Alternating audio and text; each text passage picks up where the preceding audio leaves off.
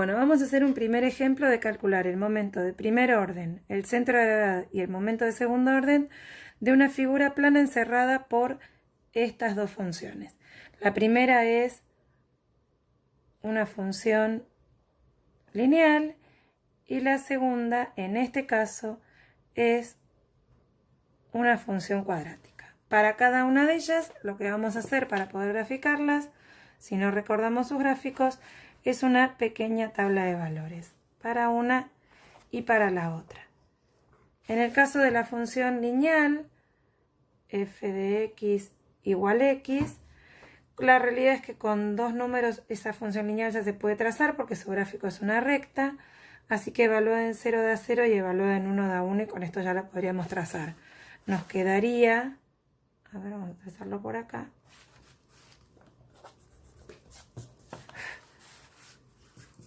Una función lineal que pasa por el punto 0, 0 y por el punto, vamos a agrandar la escala para que se vea mejor, 1, 1. Este es el eje X y este es el eje Y. Y la función f de x igual x es esta recta. La otra función es una función cuadrática, la función g de x igual x cuadrado. Para dibujar funciones cuadráticas es conveniente buscar previamente su coordenada x del vértice, que si recuerdan se obtenía haciendo menos b sobre 2a. El b era el coeficiente que multiplicaba el término lineal, que en este caso no está y es 0, y el a era el coeficiente que multiplicaba el término cuadrático, que es 1. Esta cuenta termina dando 0. El beneficio de conocer el x del vértice es que conviene poner ese número en el centro de la tabla de valores y previamente poner dos números antes y luego dos números después. Y esto va a hacer que cuando grafiquemos la parábola, que es el gráfico de una función cuadrática, quede con su eje de simetría y sus dos ramas perfectas. Cuando la elevemos al cuadrado, cada uno de estos números se van a transformar el menos 2 en 4, el menos 1 al cuadrado da 1, 0 al cuadrado da 0, 1 al cuadrado da 1 y 2 al cuadrado da 4. Hay que tener mucho cuidado con los números negativos porque elevados al cuadrado se transforman en positivos. Por ese motivo los puse entre paréntesis. Si esto lo trasladamos a la tabla, al gráfico, esta función cuadrática para menos 2 del eje X pasa por 4 del eje Y, para menos 1 del eje X pasa por 1, para 0, 0, para 1, 1 y para 2 pasa por 4. Es una parábola más o menos así. Claramente, el área encerrada por ellas es este chiquitito. Se observan los gráficos que se tocan, en el gráfico que se tocan en 0 y en 1, pero por las dudas vamos a buscar lo que sería la intersección entre f y g, y eso se obtiene igualando las fórmulas de las dos funciones, en este caso x con x cuadrado. Podemos traer esta x al lado derecho del igual, sacar x factor común, o bien resolver esto con la fórmula resolvente cuadrática, pero este camino es más fácil porque como es un producto y está igualado a 0, se igualan a 0 cada uno de los factores. Entonces es o x vale 0, que es esta primera solución, o x menos 1 vale 0, que al despejarlo larga x igual a 1, que es esta otra. Con eso acabamos de descubrir quiénes son el a y el b. 0 sería el a y 1 sería el b. ¿Sí? Los límites de integración de todas las integrales que vamos a plantear para calcular todo lo que pide el ejercicio. Bueno, vamos primero a calcular el área, que era la integral entre a y b de la función techo. Esperen que no lo puse acá, pero la naranja es g de x, que es x cuadrado. En este caso, si yo me coloco dentro de la región, el techo es la función f de x y el piso es la función g. Ojo que esto cambiaría. Si el techo fuera g y el piso fuera f, este integrando quedaría dado vuelta. Entonces es techo menos piso. Entonces es la integral entre 0 y 1, esos son a y b, del techo, que es la función f, menos el piso, que es la función g. Vamos a ponerlas entre paréntesis para distinguir una de otra. No se puede hacer nada en este integrando, ¿sí? Ninguna operación entre x y x cuadrado, así que lo primero que hay que hacer es integrar. La integral de x es x al cuadrado sobre 2 y la de x cuadrado es x cubo sobre 3. Esto evaluado entre 0 y 1 por ser una integral definida. Terminará dando entonces todo evaluado en 1 menos todo evaluado en 0, que en este caso da 0, así que la cuenta da 1/2 menos 1/3, que es 1/6, que representa el tamaño de esta región, es la sexta parte de este cuadradito de 1 por 1. Lo segundo que vamos a hacer es calcular los momentos de primer orden, primero el de x y después el de y. El momento de primer orden en x, de acuerdo a lo que habíamos visto en la formulita, ¿sí? Acá se ve, era 1/2 de la densidad por la integral entre a y b de el cuadrado de f menos el cuadrado de g, en realidad el cuadrado de la función techo menos el cuadrado de la función piso. En este caso entonces es 1/2 de la densidad por la integral entre 0 y 1 de la función f, que era x, pero la fórmula dice que hay que elevarlo al cuadrado, menos la función g, que era x al cuadrado, también según la fórmula elevado al cuadrado. Y todo esto integrado con respecto a x. Entonces es 1/2 de la densidad entre 0 y 1 de x al cuadrado menos x al cuadrado, que se multiplican los exponentes y se transforma en x a la cuarta. Esto entonces es 1/2 por la densidad de integro. La integral de x cuadrado es x cubo sobre 3 y la de x cuarta es x quinta sobre 5. Y a esto, por ser una integral definida, hay que evaluarlo entre 0 y 1. Esto es 1/2 de la densidad por todo evaluado en 1, 1 al cubo sobre 3 menos 1 a la quinta sobre 5, menos todo evaluado en 0, que en este caso da 0. Así que la cuenta final termina dando 1/2 de la densidad por 1/3 menos 1/5. Y 1/3 menos 1/5 da 2 sobre 15, o sea que queda 1/2 por la densidad por 2 sobre 15 y calculando termina quedando 1 sobre 15avos de la densidad. Uy, corrí la hoja. Ahí está. Momento de primer orden en y. La fórmula era densidad por la integral entre a y b de f menos g por x. Densidad por la integral entre a y b de f menos g por x diferencial x. Densidad entonces por la integral entre a y b, que en este caso son 0 y 1, de la función techo, que es x, menos la función piso, que es x cuadrado. Todo esto por x diferencial x. Antes de integrar, lo que hay que hacer acá es realizar una propiedad distributiva. Entonces queda la integral de x por x, que es x al cuadrado, y x cuadrado por x, que es x cubo. Que integrado va a dar densidad por, ya el símbolo de integral no lo copio más porque voy a integrar, la integral de x cuadrado, que es x cubo sobre 3, y la de x cuarta, que es x cuarta sobre, la de x cubo, que es x cuarta sobre 4, evaluado entre 0 y 1. O sea, que queda todo evaluado en 1 a la cuarta sobre 4, menos todo evaluado en 0, que en este caso da 0. Entonces queda densidad por 1/3 menos 1/4, y esto da 1/12 delta. Ninguno de los dos dio 0, o sea que el momento estático de esta plaquita indica que no está en equilibrio ni con respecto al eje X ni con respecto al eje Y. Ahora vamos a calcular las coordenadas del centro de gravedad, que nos tendría que dar un puntito más o menos por donde yo había ubicado ese puntito hace un rato sin querer. ¿Sí? Bueno, damos vuelta a la hoja. La coordenada X del centro de gravedad habíamos dicho que se podía calcular en forma rápida como el cociente entre el momento de primer orden en Y y la densidad por el área total.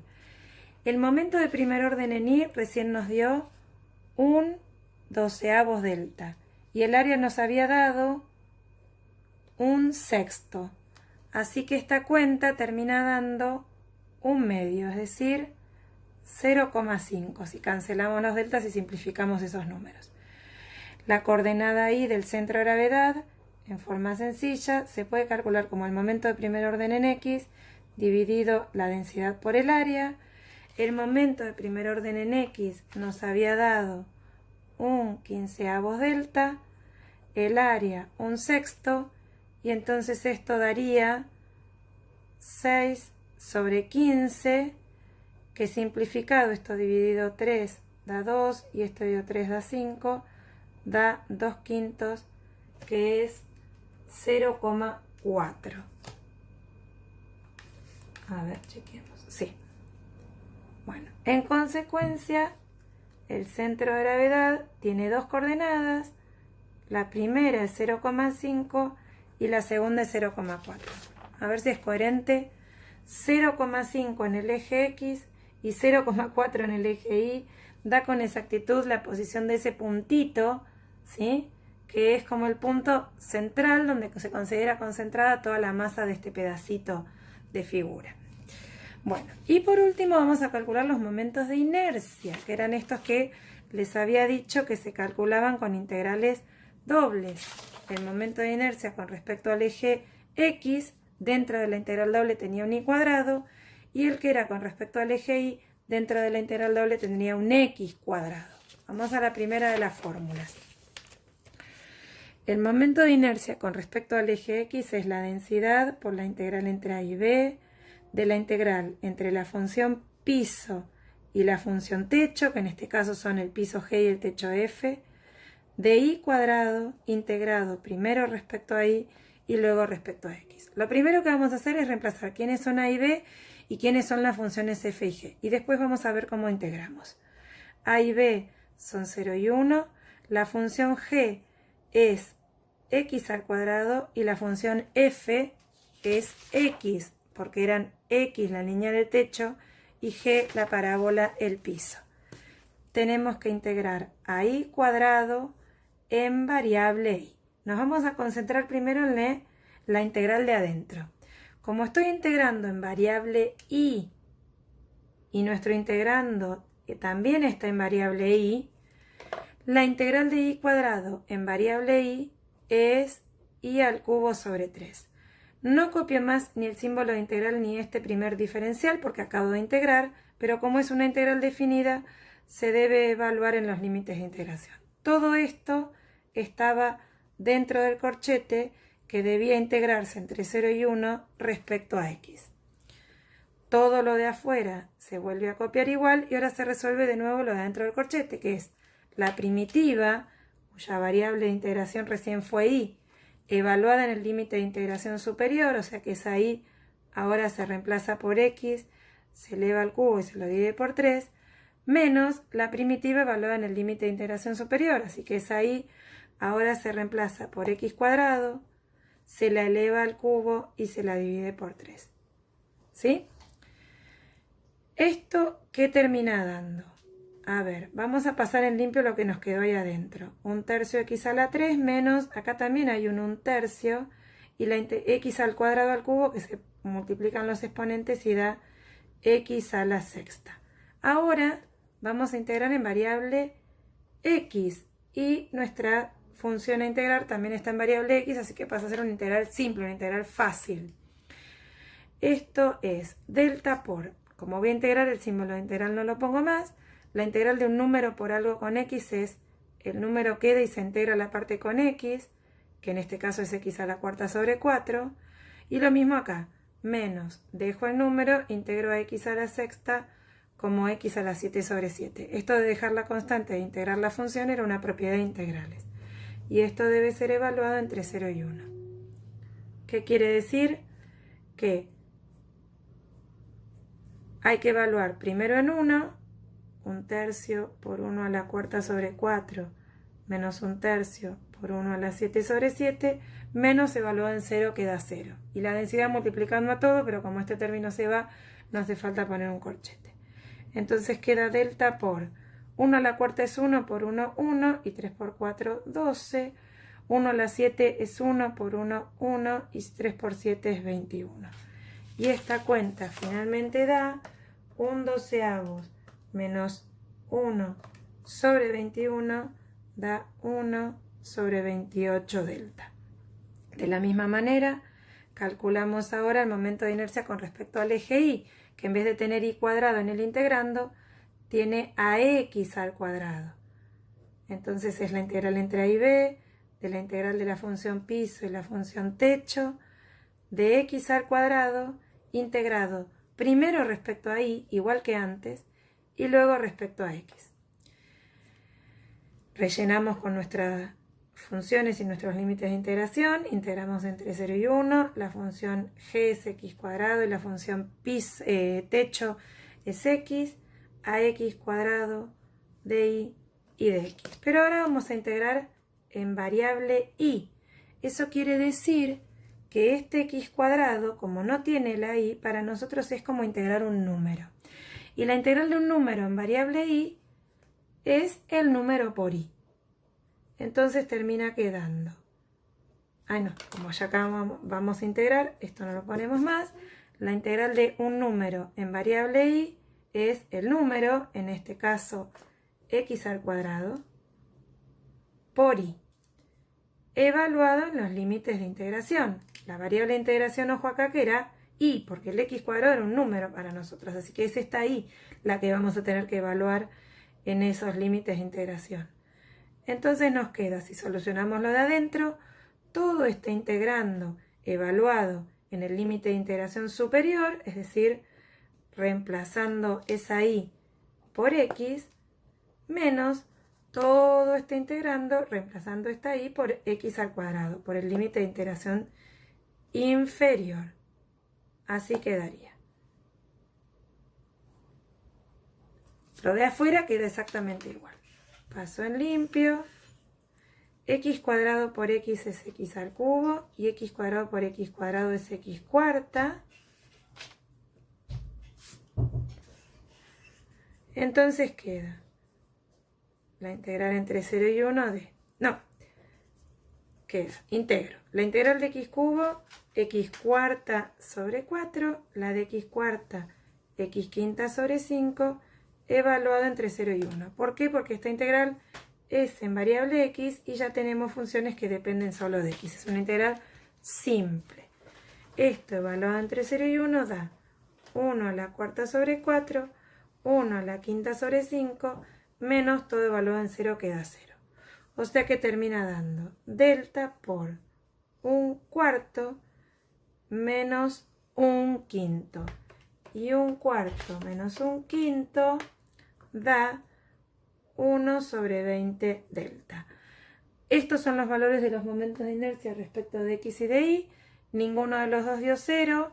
Obviamente este es más grande porque tiene menor denominador. Quiere decir que nuestra figura tiene mayor tendencia a rotar respecto al eje, mayor resistencia a rotar respecto al eje y que respecto al eje x.